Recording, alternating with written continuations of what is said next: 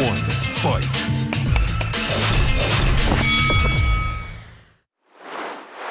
안녕하세요. 박종훈의 경제한방입니다. 인플레이션 시대, 이게 뭐 한 40여 년 만에 처음 오다 보니까 선진국 기준으로는 굉장히 진짜 오래간만에 온 것 같습니다. 그런데 인플레이션 시대라는 게 워낙 오래간만에 오다 보니까 어떻게 하면 인플레이션 시대에 자산 배분을 해야 될지 이런 고민들이 참 많을 것 같은데요. 인플레이션에 살아남기 저자 이 오건영 신한은행 부부장과 함께 얘기를 나눠보겠습니다. 제일 궁금한 건 이게 대비해야 될 만큼 앞으로 좀 오래 갈 거냐. 요즘에 이런 용어 쓰잖아요. 그레이트 인플레이션. 예. 이거냐 아니면 뭐 인플레이션이 이게 40년 만에 처음 왔는데 이게 뭐 잠깐 왔다 가는 거지. 우리는 기존은 여전히 디플레이션이고 인플레이션은 진짜 잠깐이야. 어느 쪽으로 보시는지가 궁금한데요. 그러니까 이제 이게 잠깐이냐 아니냐가 이제 일시적이냐 아니냐가 사실은 그 언어에 따라 다를 수 있잖아요. 예를 들어서 군대 생활할 때 인생을 전체로 보면 잠깐이다. 네. 그러니까 그래서 이제 참 이 잠깐이라는 표현이 참 저는 애매한 것 같은데 사회 통념적으로 봤을 때는 수개월 정도를 예를 들어 생각한다라고 하면은 그건 이미 지난 것 같아요. 그래서 지금 인플레이션이 일시적이다라는 얘기는 이미 파월 의장도 잘못했습니다라는 얘기를 했고 옐런 재무장관도 딱 그냥 그 질문 의회에서 바로 그 질문을 하거든요. 아니 인플레이션에 대해 어떻게 생각하니까 I was wrong 이렇게 얘기를 하거든요. 잘못했다고. 네. 진짜 자존심 상했겠지만 네. 그 사람들이 이제 그 얘기를 하거든요. 그래서 인플레이션에 대해서는 지금 일시적이다라는 표현을 쓰는 것 자체가 좀 틀린 것 같아요. 다만 이제 어떤 게 이슈냐면은 결국엔 이게 이미 오랫동안 이어져 왔지만 이걸 과연 어느 정도까지 없앨 수 있을까? 저는 첫 번째는 앞서 말씀드렸던 것처럼 공급망의 이슈가 어떻게 풀려주는지가 굉장히 중요한 것 같아요. 공급 사이드에서 문제풀이가 좀 나오게 됐었을 때는 생각보다 쉽다라는 표현은 그렇지만 생각보다는 빠르게 좀 끝날 수도 있을 것 같습니다. 그러니까 예를 들어서 러시아 우크라이나 전쟁이 그냥 어디까지 희망사항입니다. 이게 뭐 갑자기 뭐 이상한 얘기한다 하실 수 있는데 만약 러시아 우크라이나 전쟁이 조기 종전이 된다. 물론 지금 당장으로서는 가능성이 높진 않지만 그렇게 되면 당장 에너지 가격이 어떨까요? 그래도 한숨 돌릴 수 있지 않을까라는 생각이 들고 그 다음에 이제 결국에는 그 우크라이나에 있는 항구에 지금 묶여있는 엄청나게 많은 밀 수출이 안 돼서 얘네들이 풀려 나올 수도 있죠. 그렇게 되면은 식료품 가격 같은 경우도 단기적으로 좀 빠르게 안정될 수도 있어요. 이런 것들은 공급망 사이드에서의 물가 상승 압력을 생각보다 빠르게 낮출 수가 있습니다. 그러다 보니까 미국 당국에서도 되게 빠르게 움직이는 건 힘들어지면 어려워지면 무언가 솔루션을 찾잖아요. 대표적인 솔루션 찾기가 오펙 플러스 증산. 오펙 플러스가 증산을 하면 연준이 나서서 금리를 인상하지 않아도 에너지 가격을 찍어 누르면서 물가를 조금은 낮춰주는 이슈가 생길 수 있죠. 그렇죠. 그래서 바이든 대통령이 이제 사우디를 방문할 것 같다라는 얘기가 나오죠. 네. 물론 방문해서 해결한다는 얘기가 아니라 지금 그렇게 방문한다는 것 자체가 결국에는 오펙 플러스 산유국들한테 증산을 해서 지금의 문제를 좀 해결해 달라. 이런 기대감을 좀 갖게 만들어주는 거고요. 예를 들어서 이제 미중 관세 철폐 이 얘기가 옐런 재무장관은 철폐해야 된다는 얘기를 하고 있어요. 네. 다만 이제 캐서린 타이라고요. 그 미국 무역국 그쪽에서는 아니다. 이것만으로 인플레이션이 잡힌다고 생각하지 말고 너무 근시안적으로 보지 말고 접근하자. 이번에 미중 무역에 있어서는 확실히 우리가 우위를 점해야 된다. 네. 철폐하면 안 된다. 이런 주장하고 있거든요.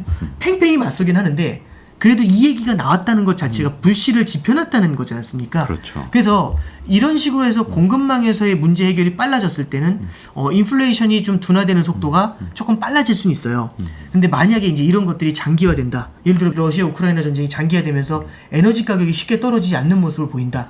이렇게 됐었을 때는 앞서 말씀드렸던 것처럼 수요 측면에서의 물가 상승 압력이 둔화가 돼서 내려오더라도 내려오는 속도가 굉장히 느릴 수가 있습니다. 네. 그래서 이게 저는 결국에는 인플레이션을 어느 정도는 좀 꺾어놓는 쪽으로 작용을 할 텐데 그 시간이 생각보다 오래 걸릴 수도 있다라는 생각은 좀 들어요. 그래서 일시적이라는 표현을 여기서 쓰기에는 너무나 조심스럽다라고 생각합니다.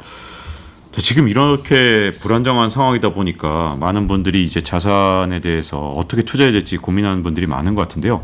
인플레이션에 살아남으려면 어쨌든 뭐 자산 가치를 점점 더 키워야 될 것 같은데 이제 워낙 많은 분들이 지난 2020년 3월에 그때 내가 더 많이 투자했어야 되는데 어떤 분도 만족스러웠던 분은 없을 거예요. 맞아요. 진짜 엄청나게 번 분 빼놓고는 다들 내가 그때 기회를 놓쳤어 이런 생각을 하고 계셨던 분들이 많은데 올해 연초에 거꾸로 지금 조정받았을 때 인플레이션 얘기 안 나오면 언제 이렇게 주가가 떨어지겠냐. 네. 지금 올인 투자를 해야 된다. 그때 네. 내가 돈을 너무 조금 넣었어. 이렇게 생각하셨던 분들이 많았다면 오히려 지금은 거꾸로 더 떨어지니까 내가 잘못 생각하고 있는 건가? 이렇게 생각하시는 분이 많은 요런 진짜 어떤 시간이 가면서 이렇게 변화하다 보니까 과연 그러면 이번에 이제 인플레이션으로 인한 어떤 시장의 불안을 어떻게 대하는 게 가장 좋은 방법인가 궁금하거든요. 저는 제 주변에서도 이제 저는 주식을 잘 모르지만 제 주변에 이제 주식 전문가분들을 만나 뵐 때가 있어요. 그분들은 타이밍이라는 걸 잡을 때도 있고 어떤 때는 본인이 실수했으면은 굉장히 쿨하게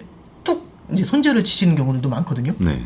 그러니까 그런 케이스들은 모멘텀이라고 하죠. 어떤 기회가 생겼을 때 그 기회 요인을 잡으려고 합니다. 저는 전문가라면 가능하다고 생각을 하고요. 그 전문가가 다 맞는다가 아니라 진짜 주식에 대한 경험이 많으신 분들은 그렇게 따라가는 것들도 어느 정도 가능하다라고 생각을 합니다. 근데 그게 아니라면, 그게 아니고 이제 그 코로나 이후에 초심자처럼 이제 들어오신 분들이라면 어쩌면 산전수전 다 겪었다는 표현은 좀 어려울 수 있죠. 어떻게 보면은 굉장히 큰 이례적인 강세장에서 주식 투자를 하셨던 그런 케이스가 되실 수 있잖아요. 그래서 저는 이제 그런 분들이 막 이렇게 타이밍을 잡으면서 투자하는 거, 요번에 이제 FOMC 하면은 뭐 75bp 인상하면 단기로는 떨어졌지만 거기서 바닥, 뭐 이런 얘기 같은 것들 함부로 그렇게 막 되게 그것만 믿고서 투자하시는 건 좀 경계감이 있는 것 같아요. 그래서 그분들은 감으로 보니까 많이 떨어졌어, 고점보다. 그러니까 이제 해야 돼. 이거는 조금은 좀 경계해야 되는 모습이 아닌가 싶고요. 저는 그래서 조금 이제 공자님 말씀처럼 들리시겠지만은 이럴 때일수록 이제 개인 투자자들, 처음에 초심자들은 투자에 대한 경험을 늘려가는 것도 되게 중요하고요. 이 경험을 쌓는 과정에서 가장 좋은 방법은 결국에는 분산 투자 전략을 쓰는 게 제일 좋다고 봅니다. 그럼 이제 분산 투자 전략이라고 하면은 되게 공자님 말씀 내지 이제 김새다 이 방송을 왜 들어야 되냐 이제 이 생각이 좀 드실 수 있는데 저는 이제 조금 좀 지루하실 수 있지만 이제 이런 말씀을 좀 드려보려고 해요. 분산 투자라는 얘기는 일찍 자고 일찍 일어나면 몸에 좋다, 건강에 좋다 라는 거하고 되게 비슷해요. 누구나 다 알거든요. 반론을 할 수가 없습니다. 근데 하고 싶진 않죠. 네. 그럼 이제 병원 갔을 때 이런 얘기를 많이 들어요. 짠 거 먹지 마라. 네. 단 거 먹지 마라. 의사 선생님들도 잘 못한다는. 근데 이제 저도 근데 뭐 사실 이게 의학적으로도 짠 거 먹으면 안 좋다는 거 아시잖아요. 네. 모르시는 거 아니고 단 거 먹으면 안 좋다는 거 아시는데 못 하죠 그거를. 네. 왜 못 할까? 근데 저도 그런 거 막 신경 안 쓰다가 최근에 좀 이제 뭐 건강 검진 같은 거 한 번씩 받고 나면 그럴 걸 그거 해야 되겠네 이 생각을 할 때가 있거든요. 그러니까 이 공자님 말씀처럼 들리는 이런 분산 투자에 대한 얘기는 어떻게 보면은 시장이 막 올라가고 있을 때는 그러니까 몸이 너무 튼튼하고 그런 경우에는 들리지 않는 얘기인 거죠. 네. 근데 이렇게 하락장이나 어려운 장이 찾아오게 되면은 그게 좀 필요했었나? 그런 걸 이제 좀 많이 절실하게 느끼는 경우들이 생겨나는 것 같아요. 네. 그러면 그 사이클을 많이 겪은 분들이면 많이 겪은 분들일수록 고수분들도 실제로 보면은 한 종목 갖고서 막 그렇게 투자하시지 않으시고 굉장히 많은 종목을 나누시거나 아니면 현금 보유를 따로 하시거나 이런 분산 투자 전략을 자체적으로 자기 철학에 맞게 활용하고 계시거든요. 그래서 저는 지금 말씀드리고 싶은 거는 결국에는 지금처럼 매크로 경제에 대한 전망이 쉽지 않을 때, 그러니까 시절이 하수상하지 않을 때는, 시절이 너무 평온할 때는 아무런 문제가 없어요. 네. 그럴 때는 그냥 기업의 실적이 더 많이 나는 쪽에 투자를 하면 되는데 이렇게 환경 자체가 흔들리고 있는 상황에서는 그런 불확실성이 굉장히 크지 않습니까? 그럼 그런 데서 이렇게 배팅을 가시는 것보다는 기본적으로 자기의 투자 성향에 맞는 투자 비중을 가져가고 그 투자 비중에서도 분산 투자를 가져가는 게 저는 가장 좋은 전략이라고 봅니다. 그리고 그게 지금 기회에 이제 이번에 좀 어려운 장에서도 그 필요성에 대해서 한번 공감을 좀 해보시고 그런 분산 투자를 한번 운용해 보시는 것도 도움이 되시지 않나 싶습니다. 네. 네. 이번에 내신 책에서 보니까 대형 성장주에 대해서 말씀을 해주셨더라고요. 예. 대형 성장주 많은 분들이 아직도 계속 애착을 갖고 있는 뭐 예. 애플이라든가 테슬라든가 예. 이런 것도 다 여전히 네. 굉장히 많은 분들이 투자하고 있잖아요. 네. 대형 성장주 어떻게 보십니까? 그러니까 제가 주식을 전망한 건 아니고요.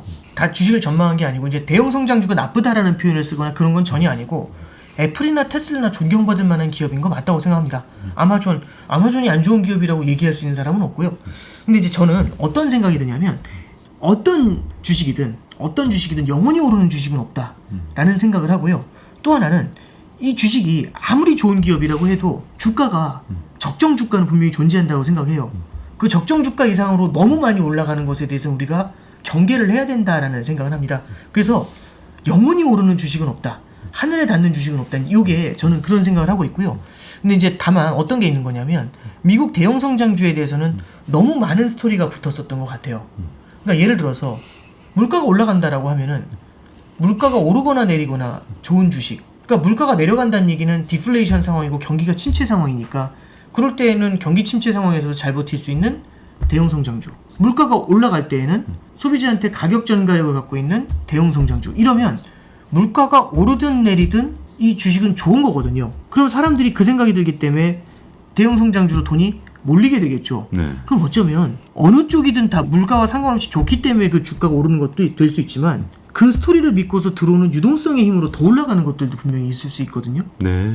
그래서 저는 이제 대형 성장주들을 바라보면서 이게 이런 스토리들이 붙는데 올라가는 모습까지 보이니까 이게 답이다. 다른 건 별로고 다 무조건 이 주식만이 된다라고 하니까 쏠림이 나타나요. 그래서 저는 이제 앞서서 분산 투자에 대해서 공자님 말씀처럼 드렸지만 분산 투자를 하는 이유는 어떻게 될지 미래는 알 수가 없고 두 번째는 영원한 건 없기 때문에 그래서 나눠 가자라는 말씀이거든요. 작년에 어쩌면 2, 3년 전에 원자재 투자하자고 했으면 미쳤다는 얘기 들었을 수 있습니다. 네. 원자재 국제유가가요. 에너지 관련 주식이나 펀드가 5년, 6년 힘들었어요. 근데 그게 올해 상반기에 엄청나게 올랐거든요. 네. 올해 상반기에는 지난 5, 6년간 너무너무 좋았던 자산들이 고생을 하고 5, 6년간 안 좋았던 자산들이 굉장히 희망을 얻는 시기였습니다. 그러면 어쩌면 우리의 포트폴리오의 대안자산으로 대체 투자 자산으로 원자재라든지 금이라든지 달러라든지 이런 거를 조금 담고 있었다면은 포트폴리오 운용을 할 때 다른 자산들 흔들릴 때 그래도 빨간색이 들어오는 애들이 있을 거잖아요. 네. 저도 이제 느끼지만 파란 애들이 다 깔려 있는 거하고 빨간 애가 몇 개 깔려 있는 건 좀 달라요. 견딜 수 있는 게 좀 다를 그렇죠. 것 같은데요. 네. 그러니까 저 어렸을 때 이제 군대에 가면 이렇게 유격하면 온몸 비틀기라는 걸 하거든요. 네. 기억하실지 네. 모르겠습니다. 저자분들 들으시면 다들 저주하시는 토 나옵니다. 그 예. 얘기 듣는 순간. 예. 네. 근데 이제 그 온몸 비틀기를 할 때 네. 한 번은 옆에 풀이 있더라고요. 네. 잔 요런 게 하나 있더라고요. 근데 그게 사실 아무런 힘도 없는 건데 그거 하나 잡는데 그렇게 네, 뭔가 공감이 되네요. 뭔가 이렇게 되게 네. 마음의 안정을 찾고 네. 힘이 나더라고요. 이게 참 농담처럼 드린 말씀인데 네. 이게 무슨 말씀이냐면 포트폴리오 분산 투자를 하면은 다 깨질 때 또 혼자 괜찮은 애들이 생겨날 수가 있어요. 네. 마치 보험 자산과 같은 그런 애들을 좀 이렇게 담아가는 게 좋지. 하나로만 다 압축해가지고 이건 영원할 거야. forever. 이렇게 하면서 가는 것에 대해서는 좀 조심하자라는 뉘앙스로 이제 책에서 썼습니다. 그래서 이렇게 말씀드릴게요. 대형 성장주가 좋다 나쁘다의 문제가 아니라 대형 성장주는 영원히 오른다라는 명제는 틀렸다. 네. 그렇게 적었다라고 보시면 됩니다. 자, 지금 이제 분산 투자 대상으로 이제 다 얼핏 말씀하신 것 중에 어쨌든 뭐 대형 성장주, 지금 원자재, 금, 달러 이런 말씀을 해주셨는데 이제 하나 궁금한 게 있습니다. 아주 대표적으로 분산 투자할 때 꼭 넣는 거 국채잖아요. 그렇죠. 근데 이번에 국채에 대해서 참 애매한 게 네. 금리를 계속 올린다 그러고 그럼 뭐 기준금리인데 이 초당금리 계속 올리면 뭐 우리 보통 국제 투자 뭐 2년물이나 10년물 이런데 네. ETF 이런데 들어가잖아요. 네. 그러면 국채는 어떻게 되는 거예요, 도대체 그러면? 일단 이제 저는 이런 거죠. 이렇게 생각합니다. 그러니까 국채에도 단기 국채가 있고 장기 국채가 있잖아요. 네. 금리가 올라가면 장기 국채는 오랫동안 낮은 금리에 묶이잖아요. 네. 금리가 올랐는데 그럼 진짜 얘는 기회의 손실이 커지는 거지 않습니까? 네. 그래서 지금 같은 시기에는 금리가 올라갈 것 같으면 장기 국채는 정말 힘들어져요. 근데 단기 국채 같은 경우 만기가 금방 돌아오니까 오른 금리를 다시 테이크하면서 갈 수 있죠. 그러니까 금리가 올라가면 예금을 짧게 가세요라는 얘기하고 그냥 일맥상통한다고 보시면 돼요. 어차피 국채도 예금 투자하고 똑같은 거니까. 그렇죠. 근데 그런 관점에서 보면은 국채라는 것도 나눠서 보실 수 있다라는 게 포인트고 두 번째는 우리는 이제 분산 투자를 할 때 주식 채권 나눠 이 얘기가 가장 많지만 주식 채권뿐만 아니라 대체 투자도 가져갈 수 있잖아요. 그러면 주식도 깨지고 채권도 깨지는 때가 있어요. 70년대가 그랬어요. 그리고 올해 상반기가 그랬고. 좀 약간 네. 스태그플레이션 얘기 나오니까 70년대가 생각나고 그때는 네, 그렇죠. 같이 깨져서 분산해놔도 같이 그렇죠. 안 좋았거든요. 예. 네. 그러면 그런 시기가 분명히 있잖아요. 네. 그래서 그럴 때 대체 투자가 원자재, 금, 달러 이런 애들이 거기 들어가는 거죠. 네. 그렇죠. 그래서 이렇게 대체 그러니까 뭐냐면 전통적인 주식 채권 자산 이외의 자산들을 가져가는 것도 포인트가 돼요. 그리고 마지막으로 하나 더 말씀드리면 우리는 분산 투자를 할 때 그냥 지금의 스팟을 보면서 가요. 네. 지금의 스팟이라는 게 뭐냐면 지금의 모습만을 보면서 가거든요. 주식 몇 프로, 채권 몇 프로 이렇게 가는데 시점을 나누는 것도 가능하죠. 네. 시점의 분산도 분산 투자입니다. 네. 그러면 주식 채권 대체 투자를 하나의 스팟으로 나누고 이 스팟을 여러 개 나눠서 잘라가면은 결국에는 자산의 분산도 가능하지만 시점의 분산도 가능해질 수가 있는 거죠. 네. 그런 거 우리 이제 저기 고상한 말로 적립식이라고 네, 얘기를 적립식. 하지 않습니까? 네. 그래서 이 질문 이 말씀드린 이유가 채권에 대해서 최근에 물어보시는 분들이 있어요. 네.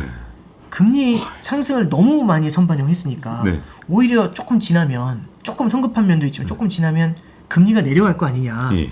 그럼 금리가 내려가면 채권이 좋아질 것 같지 않냐. 그러니까 뭐 그럴 수 있어요. 근데 제가 그래서 무슨 말씀드리냐면 만약 그 가능성에 배팅하신다면 적립식으로 가시는 게 맞다고.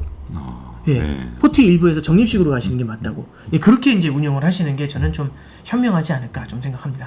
아무래도 분산 투자 하실 분들이 약간 구체적인 전략을 좀 궁금해하실 것 같아서 네. 하나만 더 들어가자면 원자재 같은 경우는 네.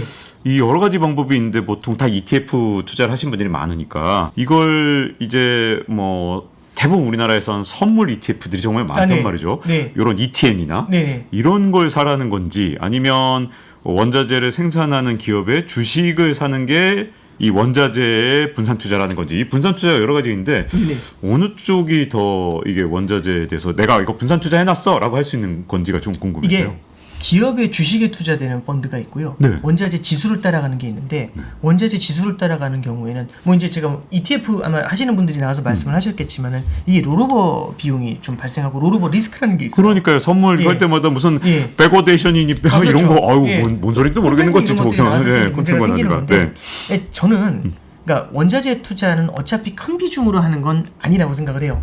대체 투자라는 건 대안이거든요.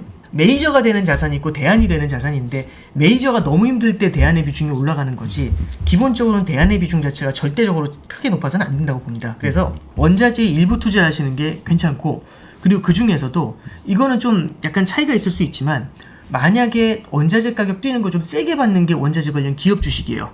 근데 기업의 주식은 문제가 뭐냐면 주식시장의 영향도 받아요. 그러니까요. 네. 그러니까 이 원자재 가격의 영향도 받지만 주식시장의 영향도 받거든요. 그래서 오롯이 원자재 가격에 좀 근접하게 받고 싶다라고 한다면 말씀해 주셨던 것처럼 원자재 지수 관련 펀드를 따라가는 게 조금 더 나을 수가 있어요. 주식 지수 관련 ETF 같은 걸 네. 롤오버 리스크를 좀 감안하더라도 네. 네, 그리고 또 하나는 원자재 쪽에 투자를 할 때도 저는 이제 순수하게 원자재도 좀 우리가 볼 필요가 있지만 금이라는 자산도 원자재 중에 하나라고 생각을 해요. 예, 그런 금들 같은 경우는 실제로 이제 ETF라든지 아니면은 은행에서는 금통장 같은 게 있고 내지는 뭐 KRX에서 금선물 같은 이런 것들도 다 거래가 가능하거든요. 그럼 이런 옵션들을 통해 가지고 금도 자산의 일부로서 좀 보유해가는 전략도 괜찮을 것 같습니다. 네. 지금 이제 모든 게 힘든 게 결국은 정리를 좀 해보자 그러면 네. 지금 이제 우리가 얼마만입니까 이게 도대체 S의 공포, 스태그플레이션 네. 위기 이 얘기들이 나와서 지금 우리가 지금 자산 어떻게 될지 몰라갖고 지금 야 주식하고 채권이 다 떨어졌던 적이 있었어 뭐 스태그플레이션 때야 네. 이러다 보니까 우리가 지금 머리가 아픈 거잖아요. 스태그플레이션 위기 여기에 대해서 우리는 지금 어디로 가고 있다고 보십니까? 그러니까 지금 결국에는 최근에 보면은 70년대 스태그플레이션은 성장률이 마이너스고 물가가 10%가 넘게 올랐어요. 근데 지금은 성장률이 우리나라 같은 경우 2%대 후반부 정도, 2%대 중후반, 물가 상승률은 5%예요. 그래서 70년대가 스태그플레이션입니다라고 하면 그 레벨에서는 아직은 좀 덜 왔어요. 근데 기분 나쁜 건 방향성이 그렇게 흘러가고 있어요. 점점 성장률은 낮아지면서 물가는 올라가거든요. 이렇게 쭉 가면 만약에 이거 해결이 안 되고 계속 가면 거기까지 갈 수가 있잖아요. 이게 좀 불안한 겁니다. 그래서 아직은 스태그플레이션이 아니지만 그쪽으로 갈 기현성이 굉장히 높아지고 있는 거죠.